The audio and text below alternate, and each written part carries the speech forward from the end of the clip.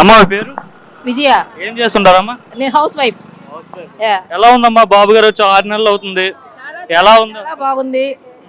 చెప్పండి అమ్మా. బాగుందని చెప్తాను. గుణదల 3 వంతెనల దగ్గర ఉంటాం మేము. 3 వంతెనలు దాటిన తర్వాత మొన్న వరదలు వచ్చినాయి కదా, మాకు చాలా బాగా హెల్ప్ చేశారు. పిల్ల జల్లకి పాలు ఇచ్చారు, వాటర్ ఇచ్చారు.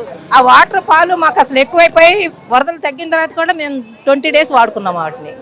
చాలా బాగుంది. అంటే జగన్మోహన్ రెడ్డి అంటున్నాడు మహిళలకి న్యాయం చేయలేదు చంద్రబాబు, మహిళలపైన దాడులు జరుగుతున్నాయి, మహిళలకు సంబంధించి చాలా అబద్ధపు హామీలు ఇచ్చాడు, నేనుండి 6 నెలల్లో చాలా మంచి చేసేవాడిని, అందరి అకౌంట్లో డబ్బులు వేసేవాడిని అనేసి జగన్ చెప్తున్నాడు.